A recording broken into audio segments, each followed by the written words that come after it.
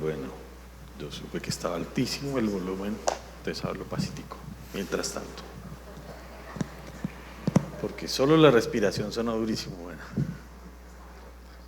Iván dijo que si lo han extrañado era por la alabanza, como me tocó cantar a mí, pero no lo extrañamos, ¿sí o no?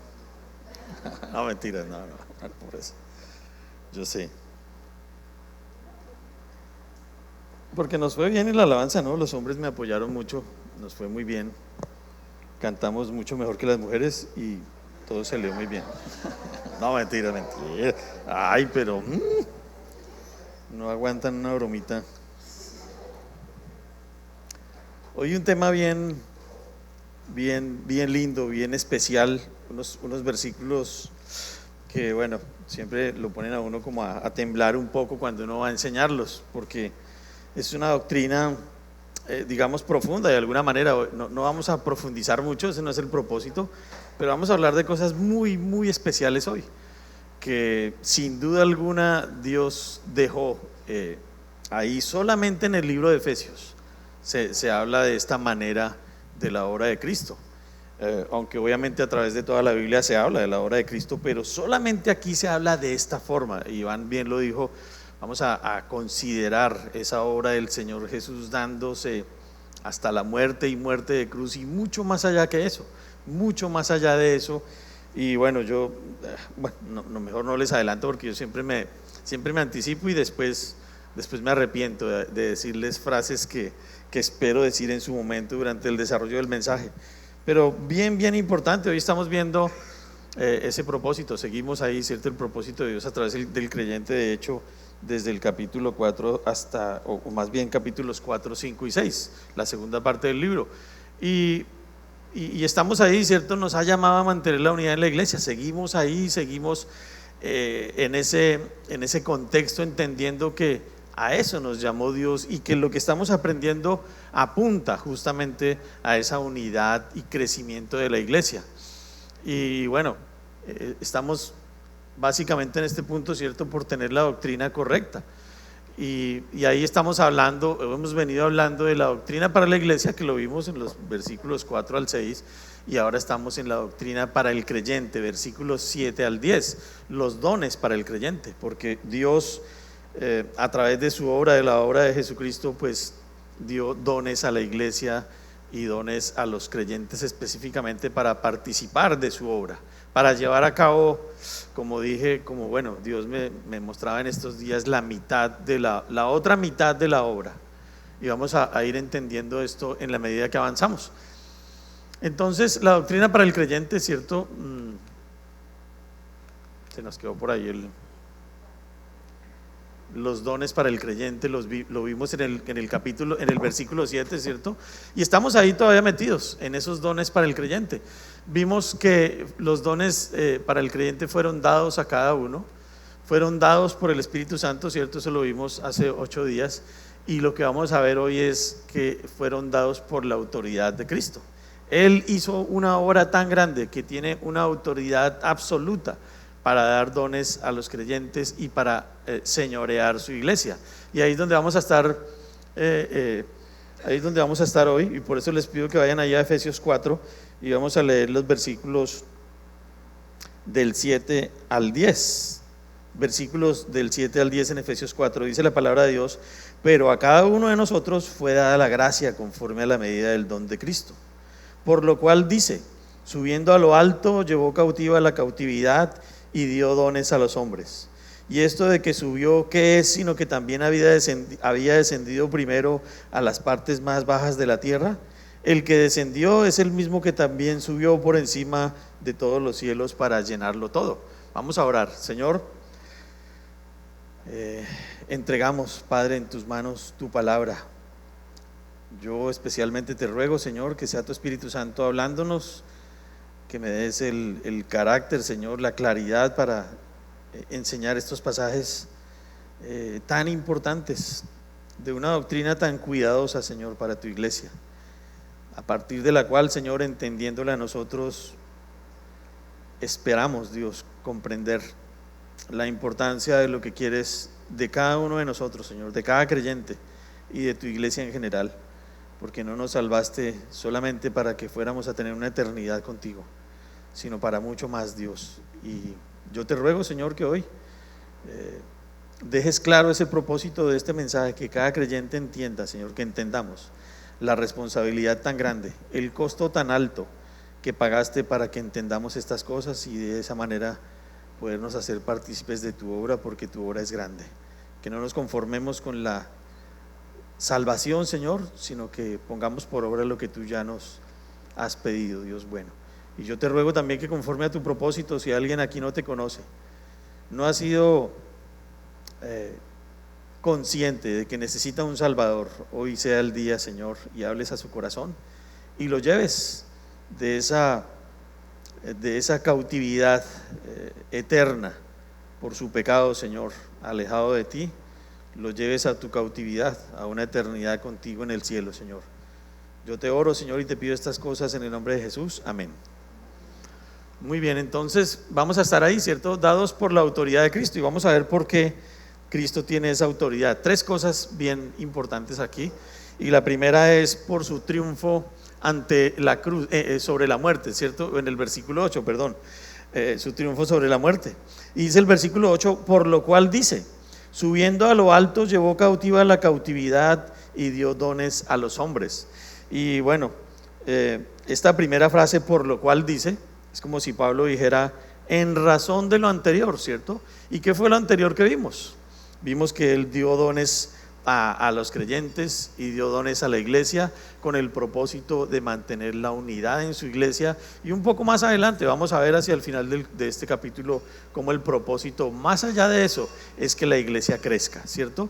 Entonces Pablo dice en razón de lo anterior, ¿cierto? Se refiere a lo que dijimos, a lo que estudiamos antes, y podemos deducirlo así si regresamos un poquito, ¿cierto? En el versículo 6 dice, un Dios y Padre de todos, el cual es sobre todos y por todos y en todos. Ese Dios es el que dice, por lo cual dice. Y yo pienso en esto, esa frase por lo cual dice, uno a veces la pasa sin ningún reparo, pero es lo mismo que en el Antiguo Testamento se usaba con la frase así dice Jehová. Es Dios el que está hablando y es la autoridad de Dios la que está puesta en cada palabra que Pablo va a decir a continuación. Y es bien importante que estemos atentos porque es, como les dije, una doctrina delicada. No vamos a profundizar en estos asuntos porque no es el propósito, no lo dice no lo dicen los pasajes, pero es muy importante que tengamos presente todo lo que vamos a escuchar hoy. Y por eso les dije hace 8 días que el mensaje de hoy iba a ser que no se lo perdieran. Bueno, algunos deben perdérselo porque viajaron a misiones, pero bueno, vamos a estarlo grabando para que lo puedan ver. Pero es bien interesante lo que vamos a aprender hoy, bien importante sobre todo para la obra del Señor. Y en el versículo 6, ¿cierto? Habla de Dios Padre destacando su autoridad. Y justamente el versículo 8 comienza con estas palabras, por lo cual dice. Y como les dije, en el Antiguo Testamento se usaba la frase, así dice Jehová. Entonces vale la pena que estemos atentos. Un ejemplo de esto, en 2 de Corintios, así como lo está usando Pablo en Efesios, dice, porque dice. ¿Quién dice? Jehová. Dios dice, en tiempo aceptable te he oído y en día de salvación te he socorrido. He aquí ahora el tiempo aceptable, he aquí ahora el día de salvación, ¿cierto? Y es otro ejemplo simplemente de esas mismas palabras en Corintios, las mismas palabras de Pablo. Porque dice, entonces vamos a estar atentos a lo que dice la palabra de Dios. Y aquí pues bueno, simplemente una aplicación muy sencilla, y es que podemos confiar en la palabra de Dios. Si tú estás leyendo la Biblia, puedes confiar en lo que lees. Estábamos hablando en estos días con los discípulos de 3 Elecciones, y ellos comentaban eso, ¿cierto? Leemos la Biblia y encontramos cosas tan impactantes. Y la pregunta es, ¿podemos confiar en lo que leemos? Claro que sí, porque lo dice Dios, porque dice, Dios lo dice. Y estamos aprendiendo con ellos a hacer esa cita diaria, y tan bonito porque se nota en sus corazones ese anhelo de conocer la palabra de Dios. Y bueno, yo creo que así éramos muchos de nosotros al principio, y tal vez algunos de nosotros hemos dejado ese esa pasión por la palabra de Dios. Así dice Jehová, Él lo dice, así lo ha dicho. Y Pablo lo que va a hacer ahorita es explicar las razones de lo anterior, ¿cierto? Él va a explicar por qué va a decir lo que va a decir, ¿cierto? Y es fundamental que estemos atentos. Y dice Pablo, subiendo a lo alto, es la frase que sigue ahí en el pasaje, ¿cierto? 8, por lo cual dice, subiendo a lo alto. Y esta es una frase que nos lleva a una cita en Salmos 68, 18. Bueno, yo le iba a escribir ahí, pero preferí ponernos a buscar, ¿cierto? Salmos 68, 18. Pablo está citando este pasaje, básicamente todo el Salmo 68, pero en el 18 encontramos esas mismas palabras, ¿cierto? Dice, subiste a lo alto, cautivaste la cautividad, tomaste dones para los hombres y también para los rebeldes, para que habite entre ellos Dios. Y bueno, no es una cita literal, pero Pablo está poniendo un ejemplo aquí de lo que ocurría en el Antiguo Testamento cuando un ejército conquistaba una ciudad, ¿cierto? Y aquí obviamente este salmo está compuesto por David, y él justamente le está dando gracias a Dios por el triunfo que le dio en la conquista de Jerusalén, y ellos después pudieron llevar el arca. Pero el asunto y el cuadro es que Pablo está usando aquí un lenguaje militar, ¿cierto? Comparando ese momento de un triunfo en una batalla con el triunfo de Jesucristo. Jesucristo obviamente no está subiendo a un monte, no está subiendo al monte de Sión en la tierra, está subiendo aquí en el pasaje de Efesios al mismo cielo, ¿cierto? Al lado de Dios. Pero ese cuadro tan bonito que hace Pablo ahí en Efesios al citar el Salmo 68, 18, está mostrando a Jesucristo subiendo triunfante. Y les digo que usan un lenguaje militar porque pues cuando los ejércitos triunfaban, ¿cierto? En una batalla, ellos hacían un desfile, ¿cierto? Específicamente en el Imperio Romano con más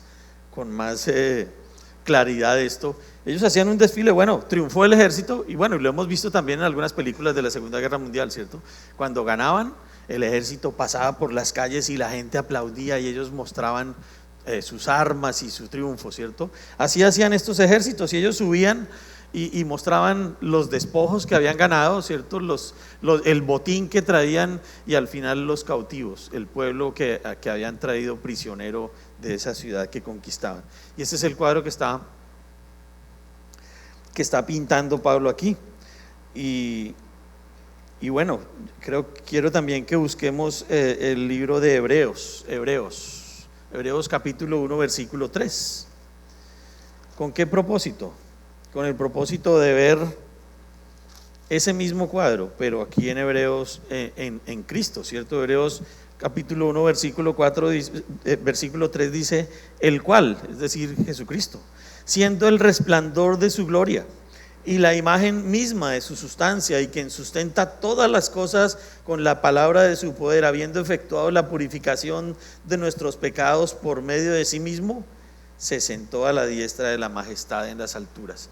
Cristo ahí ya está en esa parte final, ¿cierto? Él ya cumplió, Él ya venció sobre el pecado y sobre la muerte, y ahora sube a lo alto, como dice Pablo aquí en Efesios, y se sienta a la diestra del Padre. Presenta, bueno, la ofrenda, ¿cierto? Su sangre por el mundo perdido, por los que Él rescató, y se sienta a la diestra del Padre. Él ya presentó este cuadro y presentó esta batalla y venció. Y eso es lo que está mostrando Pablo en Efesios, ¿cierto? Ese cuadro triunfante luego del regreso de esa gran batalla que Él libró en la cruz y en la misma tumba contra el pecado y contra la muerte. Porque no fue solo en la cruz, ya lo vamos a ver enseguida. Pablo lo menciona con una claridad increíble. Y bueno, aquí en Hebreos vemos al Señor ya siendo exaltado por Dios para regresar y sentarse a su diestra, ¿verdad? Pero lo más alentador de esto es que en ese tiempo los ejércitos que ganaban las batallas y vencían, pues ganaban su botín y lo guardaban para ellos, ¿cierto? Lo traían y lo guardaban para ellos, y traían sus esclavos y eran para ellos. Pero Jesucristo no es así. Él sí comparte su botín con nosotros, y por eso lo que vemos en Efesios es que Él subió y dio dones a los hombres, nos dio regalos a nosotros, comparte su triunfo en su batalla con nosotros, con los creyentes, con sus hijos, y lo vamos a ir aclarando en la medida que avanzamos. Segunda de Corintios 2:14, que está en la pantalla, dice: mas a Dios gracias, el cual nos lleva siempre en triunfo en Cristo Jesús. ¿Sí ven? Él comparte su victoria con nosotros todos los días en la medida en que nosotros queramos ser partícipes de eso, ¿cierto? Dice Pablo: mas a Dios gracias, el cual nos lleva siempre en triunfo en Cristo Jesús. Tú quieres triunfar en tus cosas, tú quieres vencer al enemigo cuando se mete en tu casa y cuando desbarata tu hogar, o cuando estás lleno de problemas y de preocupaciones, cuando estás lleno de angustias y de debilidades. Él quiere compartir, ¿cierto? Y Él te lleva siempre en triunfo en Cristo Jesús, gracias a la obra que Él hizo en la cruz y gracias a todo el sacrificio que lo vamos a describir ahorita de una manera increíble. Él no solo murió en la cruz y ya, y lo metieron en una tumba y ahí se quedó y de ahí subió. No, hizo mucho más que eso. Y por eso digo, bueno, les voy a adelantar la frase, ¿no? La salvación es solo la mitad de la obra, no que Él haya dejado inconclusa su obra. Vamos a mirar por qué digo lo que digo. Bueno, y otra frase, que esa sigla la estoy acuñando yo, ¿cierto? En Cristo todo es cada vez mejor, ¿cierto? Y ese sí es Víctor Galindo. Pónganle ahí para que, así como Pablo se asegura de que no les roben sus frases, ¿cierto? En Cristo todo es cada vez mejor. Así es, así ha sido para nosotros, así ha sido en nuestra vida desde que conocimos al Señor. Y estoy seguro que para la mayoría de ustedes también ha sido así, porque Él nos lleva siempre en victoria, en triunfo, en Cristo Jesús, en la medida en que nosotros nos mantengamos cerca de Él. Pero bueno, vamos a seguir avanzando y nos vamos a seguir metiendo, ¿cierto? Dice Pablo: llevó cautiva la cautividad. Y bueno, esta frase así, de esa manera, bueno, en el Salmo 68 y aquí en Efesios solo se menciona 2 veces en la Biblia. Es bien importante, porque lo que nos enseña esto es que la doctrina que está enseñando Pablo aquí es verdad y está afirmada solamente por esa verdad, porque así fue. El Señor Jesucristo llevó cautiva la cautividad. Vamos a tratar de entender qué significa esto. La palabra cautividad significa estado de permanecer bajo el control de otra persona. Y esa cautividad a la que se refiere Pablo aquí, bueno, es que a través del sacrificio Cristo venció la muerte, ¿cierto? Cristo a precio de sangre nos compró a nosotros. Hoy en día, ¿cierto? Salvos en Cristo Jesús por la fe puesta en Él a través del Evangelio. Pero bueno, Él venció la muerte y a Satanás, y con esa obra puso de regreso a Dios a todos los que antes habían creído en Él. Y a eso se refiere esa palabra cautividad, porque siempre tenemos una duda, ¿no? Y en la medida en que estudiamos la palabra de Dios nos vamos preguntando cosas, ¿cierto? ¿Qué pasó con la gente que se salvó antes de la venida de Cristo? Si la entrada al cielo es solamente a través de Jesús, Él es la puerta. Y así es verdad. Y entonces, ¿qué pasó con los que pusieron su fe en Dios y se salvaron en el Antiguo Testamento? Estos son esa cautividad, ¿cierto? Esos que Dios llevó a un lugar de protección por un tiempo, hasta que se abriera se rasgara el velo del templo en dos, abriendo ese camino directo al Padre, ¿cierto? Y fue así como lo hizo Dios. Y estos cautivos muchos habían sido presos por el pecado, ¿cierto? Y otros que habían creído en Él. Vamos a mirar y a desenredar este asunto, ¿cierto? Y aquí en Colosenses 2:15, que está en la pantalla, es como Pablo lo describe también, ¿cierto? Y despojando a los principados y a las potestades, los exhibió públicamente, triunfando sobre ellos en la cruz.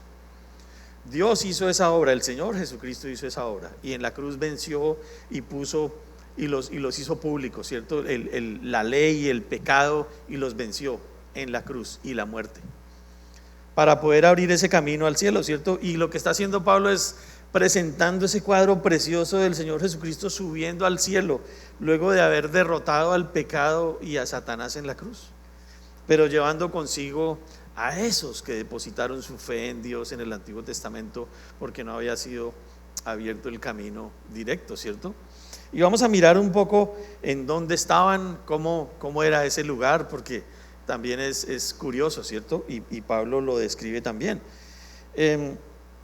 Y así como el que triunfaba en la batalla llevaba el botín, ¿cierto? Y los despojos para repartir, el Señor Jesucristo lleva sus cautivos al cielo. Y, y hace algo increíble, porque lo dice Pablo acá, ¿cierto? Dice que dio dones a los hombres para la otra mitad de la obra en la cual nosotros tenemos que participar. Y ya ahorita vamos a aclarar un poco más esto. Y esa cautividad, bueno, mientras estuvo cerrado el camino al cielo, los muertos debían ser llevados a un lugar de espera, ¿cierto? Y bueno, créanme que yo tuve que orar mucho para hablar de esta manera, estas palabras así, porque honestamente hay muchas teorías alrededor de esto. Pero bueno, gracias a Dios tenemos la Biblia y ella es la que nos aclara las cosas, ¿cierto? Y bueno, gracias a Dios, buscando, preguntando, pues encontré muchas respuestas, ¿cierto? Y yo les pido que vayan a números 35-25, ahí está la cita en la pantalla, ¿cierto?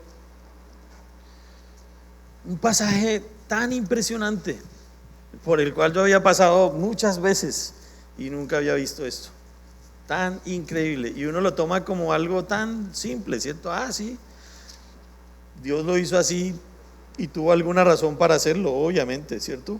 Pero Números 35-25 dice: y la congregación librará al homicida de mano del vengador de la sangre, y la congregación lo hará volver a su ciudad de refugio en la cual se había refugiado, y morará en ella hasta que muera el sumo sacerdote, el cual fue ungido con el aceite santo. Bueno, difícil de entender esto, pero no, más bien fácil, digo yo, ¿no? Si nos conectamos con Dios y le pedimos que nos enseñe. El contexto de esto es las ciudades de refugio. Si ustedes leen aquí, los judíos construían unas ciudades de refugio para llevar allá algunos delincuentes, digámoslo entre comillas. Había homicidas y bueno, y gente que robaba desde una gallina en adelante, y los llevaban allá para protegerlos de la muerte, para protegerlos de los que podían tomar venganza de ellos, ¿cierto? Pongamos un ejemplo: si alguna persona, bueno, y de hecho también lo describe en otras partes de la Biblia, le quita la vida a alguien accidentalmente, pues la familia de ese que murió quiere vengarse del que le quitó la vida a su familiar, ¿cierto? Entonces estas personas eran llevadas a estas ciudades para protegerlas, para que no se tomara venganza de ellos y se derramara más sangre, ¿cierto? Y dice que allí en estas ciudades tenían que permanecer hasta que el sumo sacerdote muriera.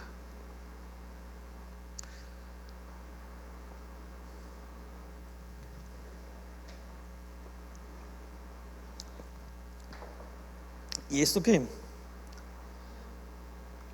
estamos estudiando aquí en Efesios es un cuadro de eso. Esa ciudad de refugio es como el seno de Abraham para los creyentes del Antiguo Testamento. ¿Hasta cuándo? Hasta que el sumo sacerdote muriera, Jesucristo.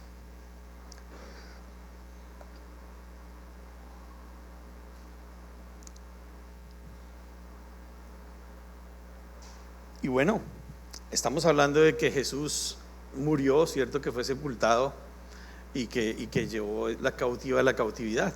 Tomó todos estos creyentes que estaban allí en esa ciudad de refugio, digámoslo de esa manera, ¿cierto? En el seno de Abraham, y los llevó. ¿Pero cuándo? Cuando murió, y Él es nuestro gran sumo sacerdote. Fíjense ese cuadro tan impresionante. Uy.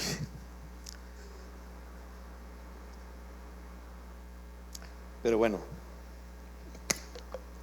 hay que seguir, ¿cierto? Y este lugar en la Biblia se llama Seol, ¿cierto? Y el Seol se divide en dos partes, lo describe la Biblia claramente: una para los incrédulos y otra para los creyentes en Cristo, ¿cierto? En Dios, en este caso, antes de que muriera Jesucristo. Lo podemos ver ahí en Lucas 16, 22 y 23. Vamos a buscar ese pasaje. Lucas 22 y 23. También quise que lo buscáramos para leerlo con nuestros propios ojos, ¿cierto? Lucas 16, 22 y 23. Dice la palabra de Dios: Aconteció que murió el mendigo y fue llevado por los ángeles al seno de Abraham, y murió también el rico y fue sepultado. Y en el Hades alzó sus ojos estando en tormentos y vio de lejos a Abraham y a Lázaro en su seno. ¿Sí ven? Este es un cuadro real. Esto no es una historia, no es una fábula. Ahí están dos hombres que murieron, uno que había puesto su confianza en Dios y otro que tenía su confianza en las riquezas. No estoy diciendo que ser rico, por ser rico esté condenado, no. Es por la fe, ¿cierto? Y aquí el pobre Lázaro puso su fe en Dios y el rico puso su fe en sus riquezas, y por eso están en estas dos posiciones. Fíjense que ellos se pueden ver en ese lugar. Y bueno, dice: y en el Hades alzó sus ojos estando en tormentos y vio de lejos a Abraham y a Lázaro en su seno. Ahí está ese lugar, ese lugar de la cautividad, ¿cierto? Donde están los que pusieron su fe en Dios y los que lo negaron.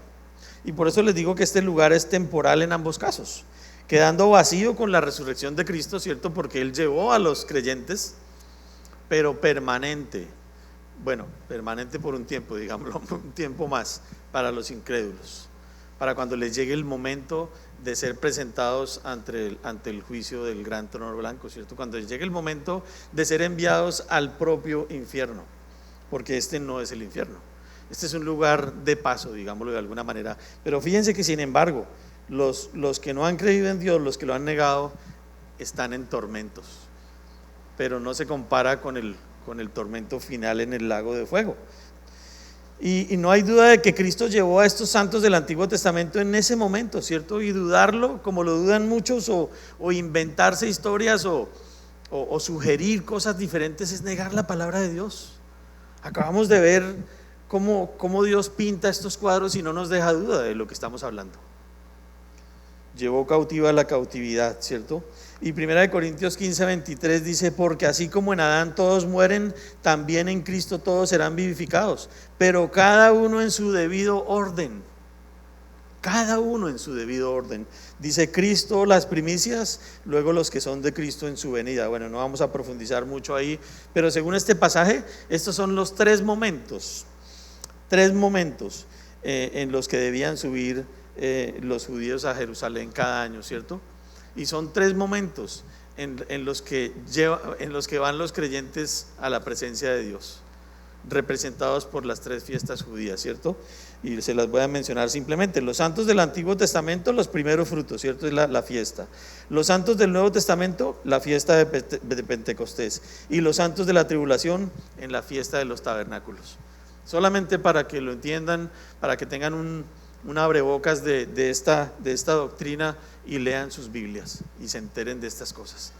Pero Pablo está describiendo esto y está haciendo este cuadro para enseñarnos que Jesucristo subió a todos estos creyentes, no los dejó en ese lugar, aunque ellos no estaban en tormento, claro está. Y el Hades, en el pasaje aquí que acabamos de leer en Lucas, era el término griego para aludir a la morada de los muertos, ¿cierto? Sin distinción de si eran creyentes o no. El Hades, ¿cierto? Justos o injustos, y conocido también como Sheol, lo nombramos ahorita, ¿cierto? Seol. Sin embargo, en el Nuevo Testamento, el Hades sí se refiere a un lugar de tormento de los malvados antes del juicio final.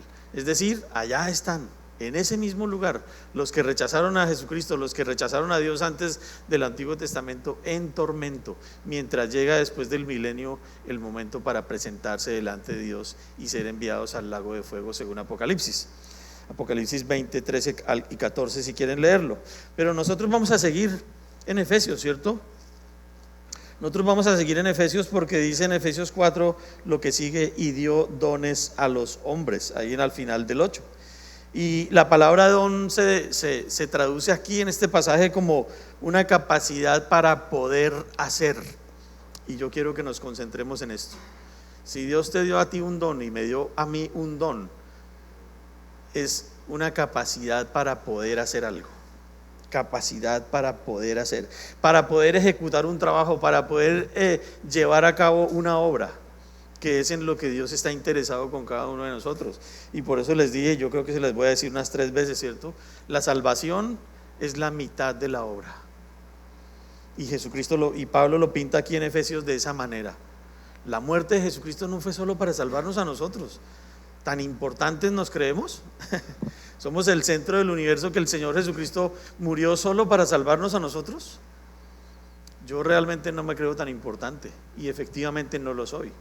Nadie es tan importante como para que el Señor haya hecho semejante obra solo para salvar a un pecador inmundo como yo, ¿cierto? Y ahí no se queda la obra de Cristo, va mucho más allá y es el propósito del mensaje, y yo quiero que nos llevemos esto guardado, ¿cierto?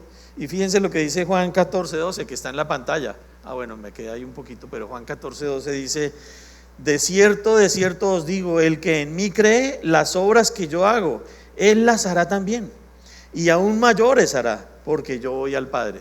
Y el contexto de este pasaje es el primer discurso no, mentiras, este no es.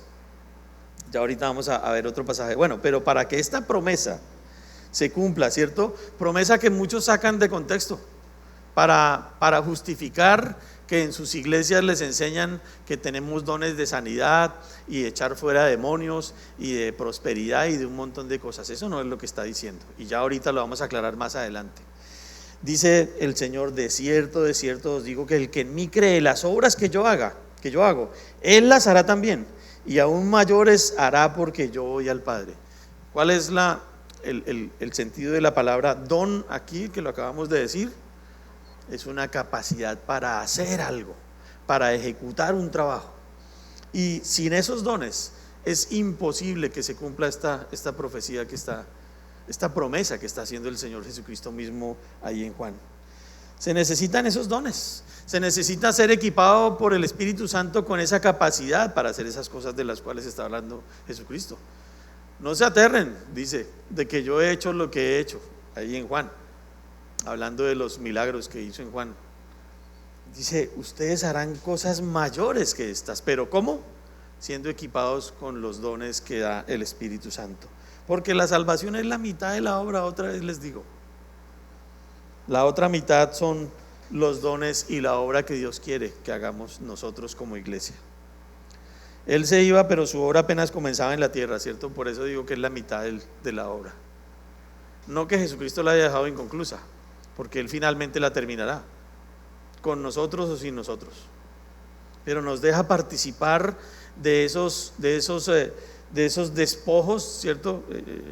Entre comillas, nos deja participar del botín que Él lleva, ¿cierto? Nos deja participar de su obra, y en esa medida pues nosotros vamos a poder tener una vida victoriosa aquí, una buena vida aquí, buenas familias, buenos matrimonios, buenos trabajos también, ¿por qué no? Pero estamos hablando de algo mucho más grande. Yo no soy tan importante como para que el Señor Jesucristo haya muerto solo para salvarme y llevarme al cielo. Él quiere de mí algo, y de ti también lo quiere. Y por eso Él te da una capacidad para que lo hagas. Él no nos va a pedir nunca algo que no podamos hacer. Y para eso nos equipa con estos dones que, según lo que acabamos de entender, a través de lo que hemos visto hasta ahora, ¿cuánto costaron esos dones? La sangre de Cristo costaron esos dones, lo mismo que costó mi salvación. Y Hechos 2:33, para que lo busquemos, ¿cierto? Hechos 2:33, por ahí está la cita en la pantalla nomás. Hechos 2:33. Ahora sí el pasaje del que me iba a anticipar por ahí en Juan. Hechos 2:33. Hechos 2:33 dice: así que, exaltado por la diestra de Dios. ¿Sí? ¿Estoy bien? Sí. Sí. Así que, exaltado por la diestra de Dios y habiendo recibido del Padre la promesa del Espíritu Santo, ha derramado esto que vosotros veis y oís. Bueno, no es fácil de entender, pero sí, les cuento el contexto. Este es el primer discurso de Pedro en la iglesia primitiva.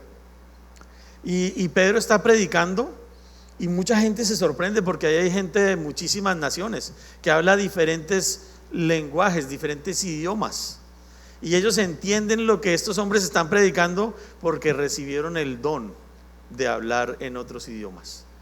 Ojo, no el don de una lengua extraña que no entiende nadie, el don de hablar en otras lenguas. Y por eso Pedro les dice ahí: no se aterren, ustedes lo que están viendo es el don que recibimos nosotros para que empecemos a hacer la obra que Dios nos encargó.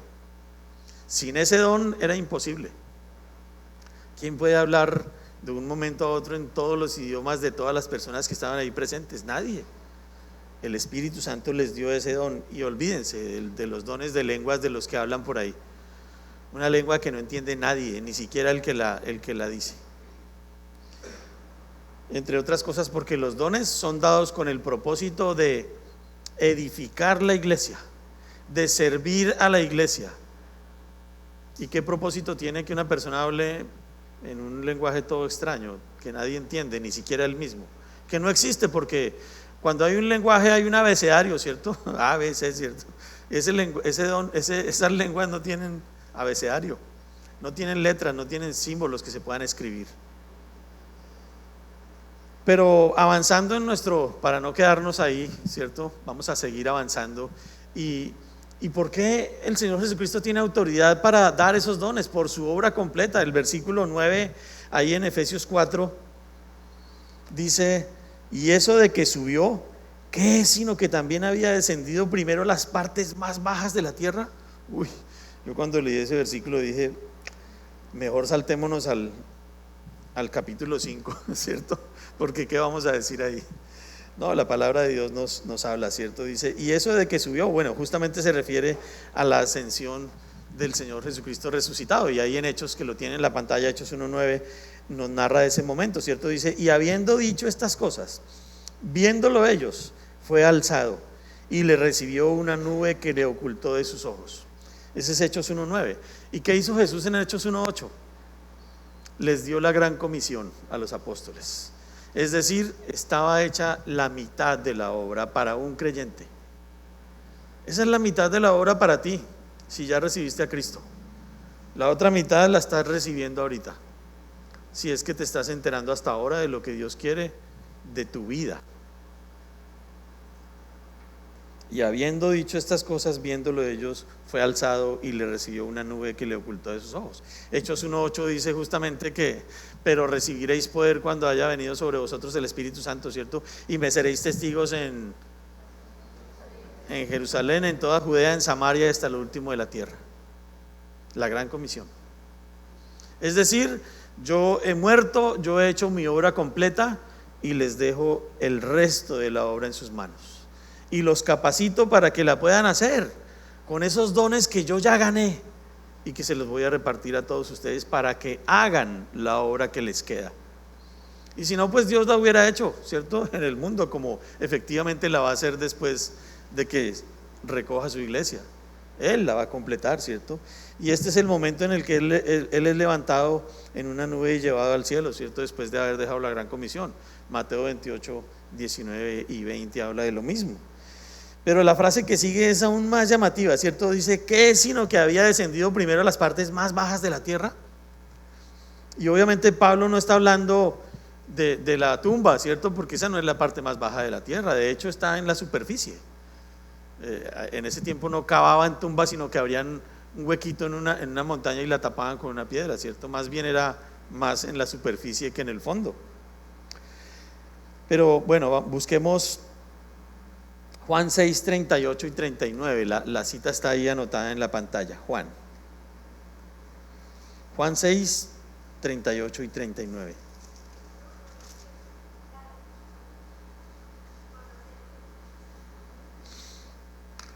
Se parece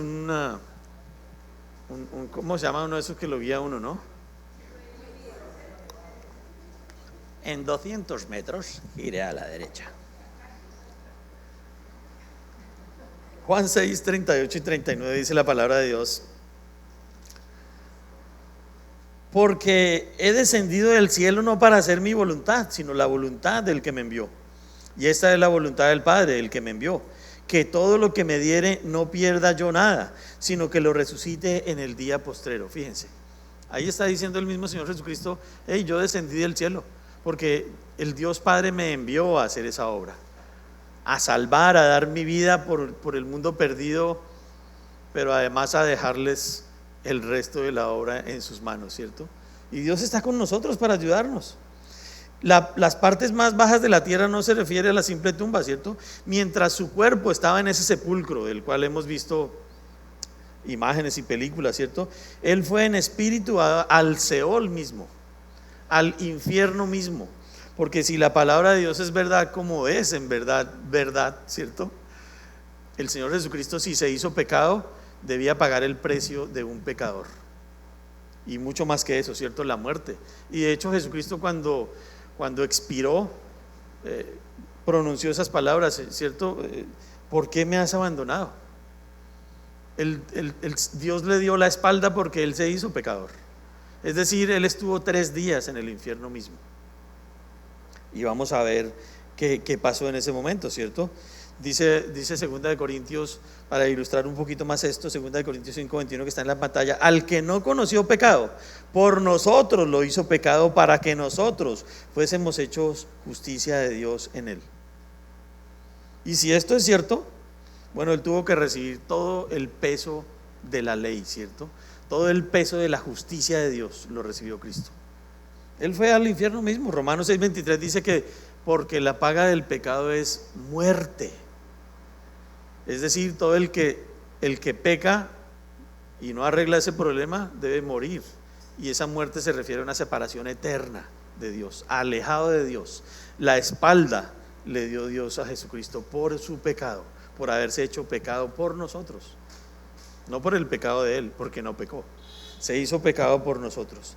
Y Cristo pagó ese precio, ¿cierto? El precio del pecado. Entonces tuvo que ir al infierno. Y miren, hay mucha evidencia en la Biblia de esto. Dice: porque no dejarás mi alma en el Seol, ni permitirás que tu santo vea corrupción. Ahí está hablando de que Jesucristo fue al infierno mismo, pero Dios no lo va a dejar allí, ¿cierto? Dice: no dejarás mi alma en el Seol, ni permitirás que tu santo vea corrupción. No va a estar muerto más de lo que se permite para que el cuerpo se descomponga. Y también estando en el Seol, Jesucristo proclamó su victoria sobre la muerte y el pecado, ¿cierto? Bueno, vamos a leer un pasaje, ¿cierto? Y esta afirmación es muy interesante porque no está hablando de pecadores comunes, ya lo vamos a ver aquí, sino de demonios que están encarcelados para el día del juicio final. Tremendo lo que tuvo que vivir Jesucristo en el infierno. Enfrentarse a unos demonios supremamente malos, ya lo vamos a ver, miren, 1 de Pedro 3:19, para que lo busquen. 1 de Pedro 3:19. Unos demonios pero tremendamente malos, que el Señor no los dejó para esta época, porque hubieran dañado muchísimo más la sociedad como la conocemos hoy en día. 1 de Pedro 3:19 dice: en el cual también fue y predicó a los espíritus encarcelados. Y el 20, los que en otro tiempo desobedecieron cuando una vez esperaba la paciencia de Dios en los días de Noé, mientras se preparaba el arca, en la cual pocas personas, es decir 8, fueron salvadas por agua. Tremendo pasaje este, ¿cierto? Ángeles caídos que dejaron su lugar para unirse a las mujeres, y por eso en la Biblia se registra que nacieron gigantes, ¿cierto? Antes del diluvio. Pero el Señor encarceló a estos demonios tan malos, a esos ángeles caídos, porque si no hubiera sido así, hoy en día tendríamos también gigantes. Allá frente a esos demonios el Señor Jesucristo bajó y proclamó su victoria. Tremendo, lo pueden leer allá en Génesis 6, ¿cierto? Luego de su resurrección, después de haber aparecido a muchos vivos, ¿cierto? Como en efecto lo hizo el Señor Jesucristo, dice que apareció a más de 500 personas, ¿cierto? A sus discípulos primero. Él dio instrucciones precisas a sus discípulos según la manera de continuar su obra. Por eso les digo, si tú crees que la salvación es suficiente y te vas a conformar con eso, estás pisoteando y menospreciando la sangre de Jesucristo, la obra de Él. Si tú dices: yo ya soy salvo, y yo ya voy para el cielo, ¿cierto? Yo podría decir eso, la mayoría de ustedes podrían decir eso: ya somos salvos, ¿cierto? Ya tenemos todo, ahora sí, mejor dicho, dediquémonos a construir nuestras propias viditas, nuestros propios munditos, disfrutemos porque no nos vamos a llevar nada, ¿cierto? Eso dice la gente. Solo viajemos porque uno no nos va, es lo único que nos queda. Mentiras, después de viajar a uno, pues sí, uno trata de mantener sus recuerdos y fotos y le manda a uno hoy en día a todos sus contactos, ¿no? Estoy en Egipto, estoy en Israel, estoy ¿dónde? En México, estoy en tal parte. Y eso al poco tiempo se olvida, no nos llevamos nada. Hacer eso es menospreciar la sangre de Cristo, porque los dones que Él te dio cuando te salvó costaron su sangre y son para hacer el resto de la obra. Que podamos llevar el mensaje de salvación a un mundo perdido, un mundo sin esperanza, que necesita conocer la salvación. Y es increíble, yo en estos días me enteré de algo tan terrible que pasó por ahí, ¿cierto? Aquí en la ciudad de Villavicencio, una muchacha que hacía arepas, ¿cierto? Por ahí, y las vendía frente a Primavera, ¿cierto? Que luego apareció de una manera masacrada, no sé cómo sería esa historia, pero solo mirando eso nosotros decimos, qué triste, ¿cierto? Que el mundo ande en tal maldad, ¿cierto? Un mundo que necesita conocer la esperanza que hay en Cristo, y nosotros construyendo nuestro mundito, ¿cierto? Nuestras casitas, nuestros viajecitos, nuestra vidita, porque ya somos salvos, ya tenemos a Cristo y nos ha ido bien. Estás ignorando la mitad de la obra. Estamos ignorando la mitad y la obra que Él quiere poner en cada uno de nosotros, que es llevar esperanza al mundo que no tiene esperanza. La salvación es solo la mitad para nosotros. No nos conformemos, ¿cierto?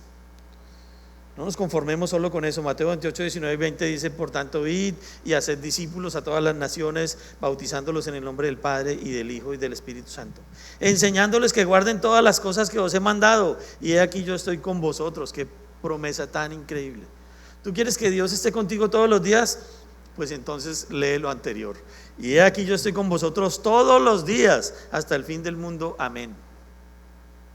Y esa es una promesa que a mí me encanta, porque eso nos dice que nosotros podemos andar todos los días con Dios, todos los días. Esta mañana le damos gracias a Dios con mi esposa, porque a pesar del tema de su salud y todo, ha ido mejorando, gracias a Dios. Y ya Dios nos ha dado una tranquilidad que no esperábamos tener tan pronto, digo yo, entendiendo lo que le pasó a ella. Claro que a mí me está doliendo la pierna, porque ayer nos pusieron una inyección a los dos, a ella y a mí también. Dijo el médico: me toca ponerles esta inyección. Yo dije: no, a mí no me ponga esa vaina. Y saca una agujota. No. Dijo: no, es que tengo que ponerles a los dos porque se están afectando por alguna cosa en común. Yo dije: no, yo no vuelvo a traer a Dinamarca a las terapias. Que vayan a María, porque que ellos son tan bravos que me pegó y estoy adolorido. Si no puedo jugar hoy bien, ya entenderán, ¿no? Bien.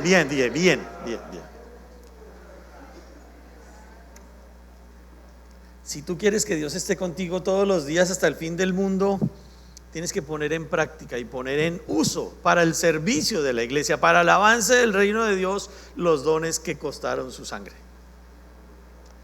La gran comisión tiene lugar al final de la vida de Jesús, de su obra en la tierra, no fue antes. Y entonces, ¿tú qué decides? ¿Obedecer o prefieres seguir viviendo para ti? Ojalá que nos llevemos esta pregunta, porque el costo de los dones fue el mismo que costó nuestra salvación, lo mismo, ni más ni menos.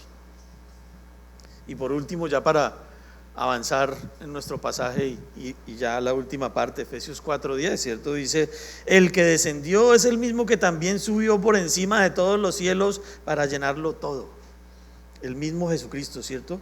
Luego de que el Señor Jesucristo cumplió todas las profecías y haber completado toda su obra de redención, ¿cierto? Que el Padre le encargó y le ordenó, ganó el derecho de darnos esos dones, de encargarnos su obra y de señorear en su iglesia. Él ganó ese derecho. Sus regalos, ¿cierto? Sus trofeos. ¿Tú qué necesitas de Dios? Estaba leyendo y bueno, preparando también un mensaje porque yo creo que, no sé si en 8 días, tal vez, creo que en 8 días tal vez no predico yo, o sí, sí, en 8 días predico. Entonces en 15 vamos a salirnos un poco del libro de Efesios y vamos a mirar un poco más a fondo la oración. Y bueno, estudiando ese tema, pues yo digo, todo lo que nos ha dado Dios, todo lo que Él quiere concedernos, porque según lo que estaba estudiando, pues Él promete que hay maneras de que lo que le pidamos a Dios Él nos lo dé, y dice todo. Bueno, no vamos a predicar el mensaje ahorita, pero con eso les dejo ese abrebocas. ¿Por qué? Porque luego de que el Señor Jesucristo cumplió todas las profecías y haber completado su obra de redención en la tierra, nos dejó dones y un trabajo que hacer, ¿cierto? Pero aquí estamos hablando de que Él fue exaltado, ¿cierto? Filipenses 2:9-11, si lo quieren buscar, si no yo se lo leo, dice: por lo cual Dios también le exaltó hasta lo sumo y le dio un nombre que es sobre todo nombre, para que en el nombre de Jesús se doble toda rodilla de los que están en los cielos y en la tierra y debajo de la tierra, y toda lengua confiese que Jesucristo es el Señor, para gloria de Dios Padre. Justamente después de que Él se despojó de todo lo que de todos los privilegios que tenía como Dios para hacerse hombre y morir en la cruz, el Señor lo glorifica y lo lleva una vez más para devolverle todo lo que había dejado, ¿cierto? Pero Dios le dio más, ¿cierto? Además de recibir la gloria que siempre le perteneció y que había dejado, ¿cierto?, para hacerse hombre, recibió nuevas cosas, porque Él se hizo hombre y se identifica con nosotros. Él se identifica contigo. ¿Tú qué necesidades estás pasando? Él las pasó también, ¿cierto? Él fue tentado en todo, pero sin pecado. Él tuvo hambre, Él lloró, Él se sintió triste, se sintió traicionado por sus discípulos, como nos hemos sentido muchos de nosotros muchas veces, traicionados, solos, abandonados, ¿cierto? Él nos entiende, Él te entiende, Él es el mediador que tenemos, y podemos llegar a través de Él al Padre y decirle: Señor, ayúdame, en el nombre de Jesucristo te pido estas cosas. Juan 17:15, 5, perdón, está en la pantalla, dice: ahora pues, Padre, glorifícame tú al lado tuyo, con aquella gloria que tuve contigo antes que el mundo fuese. ¿Cierto? Está en Juan, unas horas antes de ser crucificado, ¿cierto? Le dice Jesucristo al Padre: glorifícame al lado tuyo, ¿cierto? Y devuélveme esa gloria que tuve cuando estaba contigo. Y en efecto Él la recibió, pero Él recibió nuevos privilegios, ¿cierto? Porque, como les digo, se identificó con cada uno de nosotros, y por eso es que podemos llegar a Él con esa confianza. En Hebreos dice que podemos, ya abierto ese camino al Padre, podemos llegar y acercarnos confiadamente al trono de su gracia, ¿cierto? Y hallar gracia para el oportuno socorro. ¿Qué necesitas? ¿Qué tienes? ¿Cuáles son tus necesidades, tus debilidades? Puedes llegar al Padre, considerando lo que vimos, ¿cierto? Que la sangre de Cristo costó no solo tu salvación, sino ese equipamiento que te dio para que puedas cumplir con su obra, para que podamos llevar a cabo su obra. Por eso hablamos de la Gran Comisión, por eso hablamos de Colombia para Cristo, por eso hablamos del llano para Cristo. Y yo con tristeza les digo: mire, no estoy tranquilo con lo que hicimos en el 22, perdón. Con lo que hicimos en el 2023, ya me estoy adelantando y estoy anticipando que nos vamos a quedar cortos. Yo espero que no.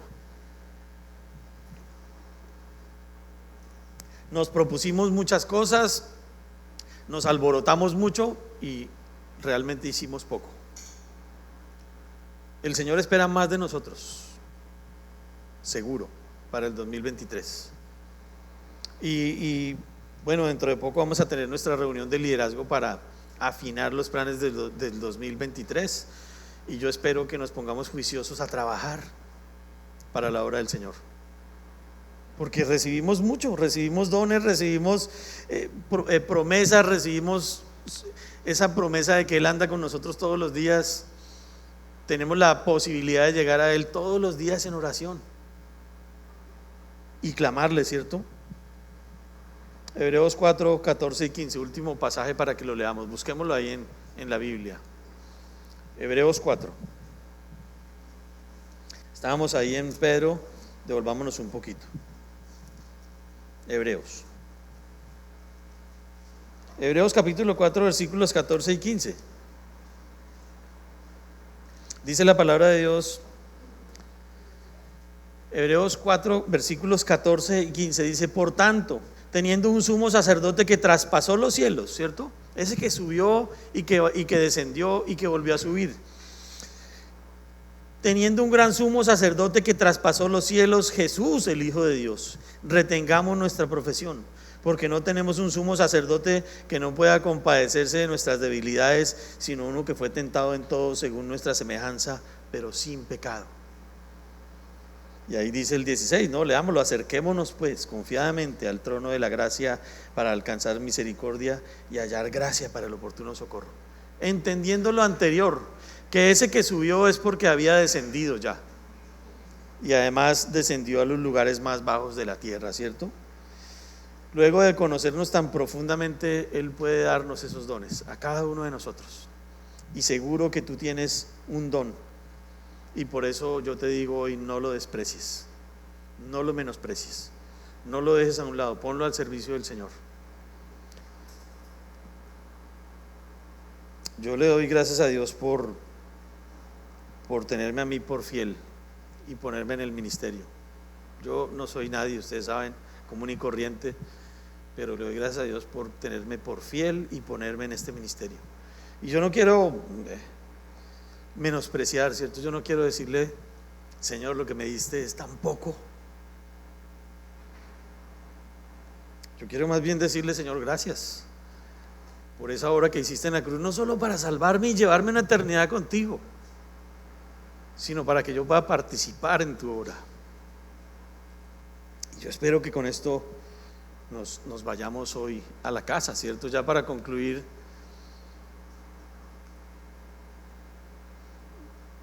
la obra completa de Cristo en la cruz no fue para salvarnos solamente, ¿cierto? Llévense esto en la cabeza: no fue solo para salvarnos. Y aquí vamos a ver unas conclusiones, ¿cierto? La obra completa de Cristo, o bueno, más bien, si tú eres salvo, recibiste dones que deben ser administrados en tu iglesia, y más vale que lo consideres. En segundo lugar, no poner tus dones al servicio de la obra es menospreciar su sangre, ¿cierto? Es decirle: me importa 5 tu muerte. A mí no me importa nada que hayas bajado a los lugares más bajos de la tierra y te hayas enfrentado a los mismos demonios. No me importa, porque tú ya me salvaste y yo ya me libré de tantas cosas, ¿cierto? Ojalá que no sea nuestro caso. Participar en la obra del Señor con tus dones trae beneficios eternos, además de los que Él nos da aquí.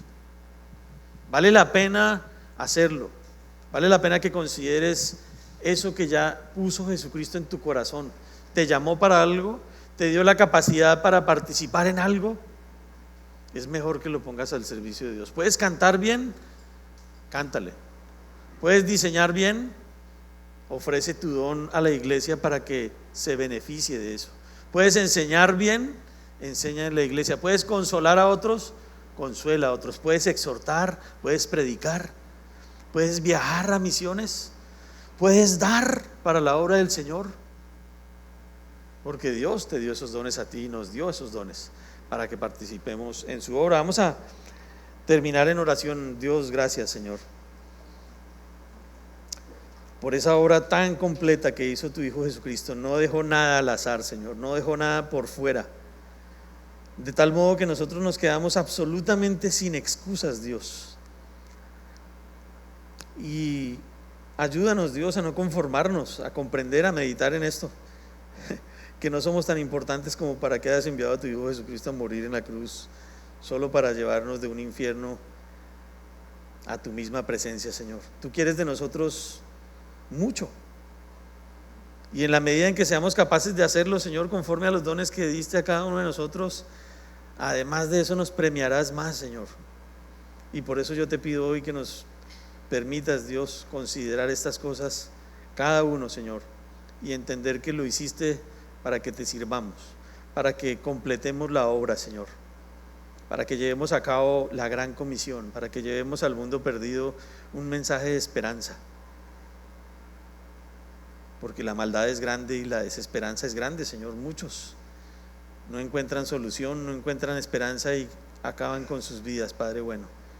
Llévanos a esas personas que no lo tienen y ayúdanos, Señor, sobre todo considerando que se acerca una época que nos facilita las cosas, Dios. Las personas están de alguna manera sensibles a esto y podamos hablar, Dios. Bueno, ayúdanos para no quedarnos cortos y más bien para ser eficientes y eficaces en tu obra, Dios Santo. Y yo te ruego que hoy, si hay alguien aquí que no te conoce y dice: yo no puedo participar porque no entiendo, porque no comprendo, porque no he recibido nada, convéncelo, Señor, de que su pecado, como a nosotros, lo separa de ti, Señor, pero que justamente esa obra que hiciste en la cruz la hiciste también para llevarlo primeramente a la salvación, para darle también esos dones y para darle participación de tu obra. Y si eso es así, Señor, que al final se acerque y podamos conducirlo a tus pies, a esa persona, Señor, para que no se vaya sin recibir ese regalo eterno de la salvación, como lo vimos al principio. El día de la redención es hoy, Padre Santo, y nosotros que ya te conocemos, Dios, ayúdanos a poner por obra estas cosas, y te encomendamos en tus manos el resto de la tarde, en el nombre de Jesús, amén. Antes de que se levanten, si hay